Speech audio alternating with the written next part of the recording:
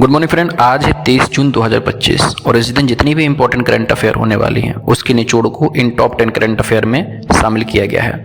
तो बने रहिए मेरे साथ और वीडियो को पूरा लास्ट तक जरूर देखिए, क्योंकि लास्ट में आपसे एक क्वेश्चन पूछा जाएगा जिसका आंसर आपको कमेंट में लिखना है।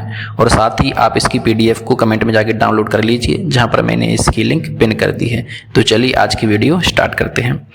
फ्रेंड्स, हमारा आज का पहला क्वेश्चन है, हाल ही में चर्चा में रहे उचित और लाभकारी मूल्य FRP, ये ज़्यादा इंपॉर्टेंट टर्म है, इसको याद रखना। संबंध किससे है? तो इसका संबंध अभी हाल ही में गन्ने से है। आप बात कर लेते हैं FRP के बारे में। तो फ्रेंड्स, FRP जिसका फुल फॉर्म होता है फेयर एंड रिम्यूनरेटिव प्राइस, ये पेपर में आएगा, देख लीजिए इसको एक बार।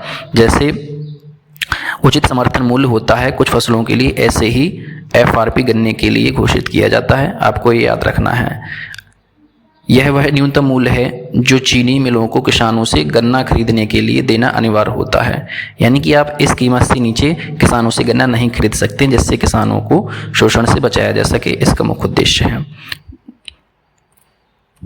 अगले क्वेश्चन पर आते हैं, हाल ही में प्राक्कलन समिति का अध्यक्ष किसे घोषित किया गया है? तो अभी हाल ही में संजय जायसवाल को प्राक्कलन समिति का अध्यक्ष घोषित किया गया है। ये इंपॉर्टेंट क्वेश्चन है, इसको याद कर लीजिए। अब बात आती है प्राक्कलन समिति की। तो प्राक्कलन समिति के बारे में जान लेते हैं। प्राक्कलन समिति लोकसभा की एक स्थायी समिति होती है। 1950 में इसकी स्थापना की गई थी। इसमें केवल लोकसभा के सदस्य शामिल होते हैं और यह भी याद रखना है, इसमें राज्यसभा का एक भी सदस्य शामिल नहीं होता है। सदस्यों की संख्या 30 होती है। प्रमुख कार्य क्या है इसका? बजट अनुमानों की जाँच करना, यानी कि जो बजट के लिए पूर्वानुमान लगाए गए हैं क्या वो सही है या गलत है, इसकी समीक्षा कौन करता है? प्राक्कलन समिति करती है। आपको याद रखना है।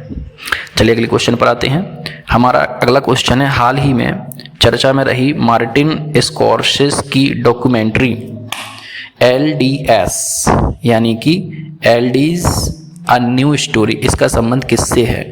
तो हाल ही में इसका संबंध पोप फ्रांसिस से है, इसको याद रखना। अगले इंपॉर्टेंट क्वेश्चन पर आते हैं। ईरान में फंसे भारतीय छात्रों को निकालने के लिए अभी भारत सरकार ने कौन सा ऑपरेशन लॉन्च किया है? ये आज का इंपॉर्टेंट क्वेश्चन है। तो अभी हाल ही में इजराइल और ईरान के बीच में जो संघर्ष जारी है उसको रोकने के लिए भारत सरकार ने अभी ऑपरेशन सिंधु चलाया है, जिससे भारतीय छात्रों को सुरक्षित भारत लाया जा सके। अगले क्वेश्चन पर आते हैं। हाल ही में सैटेलाइट बस एज अ सर्विस, जिसको शॉर्ट में SBAS भी बोला जाता है, ये किसने लॉन्च किया है? तो भारत की एक संस्था है इनस्पेस, इसने इस मिशन को लॉन्च किया है, आपको याद रखना है। अब बात करते हैं इनस्पेस के बारे में। इसके बारे में जान लेना जरूरी है, क्योंकि ये पिछले समय में काफ़ी चर्चा में रहा है। तो इसका फुल फॉर्म होता है Indian national space promotion and authorisation centre. इसकी स्थापना कब हुई थी? 2020 में। इसका उद्देश्य निजी अंतरिक्ष कंपनियों को बढ़ावा देना है। इसरो और प्राइवेट सेक्टर के बीच एक मीडिएटर यानी सेतु का काम करना इसका प्रमुख उद्देश्य है। इसका हेडक्वार्टर कहाँ पे है? अहमदाबाद में है, आपको याद रखना है। In space department of space के तहत कार्य करता है, याद रखना है। डिपार्टमेंट यानी कि अंतरिक्ष विभाग के अंतर्गत इन स्पेस एक कार्यकारी संस्था है। अगले क्वेश्चन पर आते हैं। हाल ही में डिपो दर्पण पोर्टल किसने लॉन्च किया है? तो अभी हाल ही में फ्रेंड्स ये उपभोक्ता मामले और खाद्य सार्वजनिक वितरण मंत्रालय द्वारा जारी किया गया है, तो इसको याद रखना। अगले क्वेश्चन पर आते हैं। हाल ही में किसने जेंडर बजटिंग पर आधारित राष्ट्रीय परामर्श आयोजित किया है? तो अभी हाल ही में महिला एवं बाल विकास मंत्रालय द्वारा यह आयोजन किया गया है, तो इसको याद कर लीजिए। अगले क्वेश्चन पर आते हैं। हाल ही में प्रकाशित QS वर्ल्ड, यहाँ पर मिसप्रिंट हो गया है, यहाँ पर QS है। QS वर्ल्ड यूनिवर्सिटी रैंकिंग में भारत का कौन सा संस्थान सबसे ऊपर रहा है?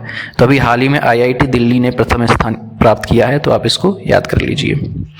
अगले क्वेश्चन पर आते हैं। विश्व आर्थिक मंच द्वारा जारी वैश्विक ऊर्जा संक्रमण सूचकांक में भारत को कौन सा स्थान हासिल हुआ है? तो अभी हाल ही में भारत को 71वां स्थान हासिल हुआ है, तो इसको आप याद कर लीजिए। अब बात करते हैं विश्व आर्थिक मंच की। तो इसको शॉर्ट में WEF यानी वर्ल्ड इकोनॉमिक फोरम बोला जाता है। 1971 में स्थापना हुई थी फ्रेंड्स। इसका मुख्यालय कहाँ पे है? जिनेवा स्विट्जरलैंड में। ये इंपॉर्टेंट है, याद कर लीजिए।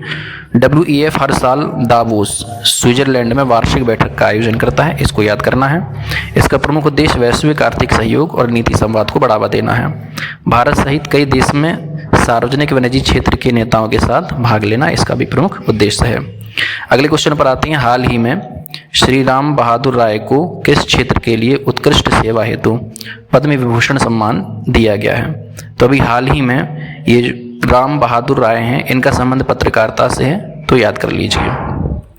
अब मैंने आपसे बोला था लास्ट में आपसे क्वेश्चन पूछा जाएगा, तो आज का क्वेश्चन है, हाल ही में प्रधानमंत्री मोदी जी को किस देश का सबसे बड़ा सिविलियन अवार्ड यानी सर्वोच्च नागरिक सम्मान दिया गया है? आपको कमेंट में इसका आंसर लिखना है। तो फ्रेंड्स, आज की वीडियो अगर आपको यूज़फुल लगी हो तो कमेंट और लाइक सब्सक्राइब जरूर करें। मिलते हैं अगली वीडियो के साथ में। जय हिंद, जय भारत।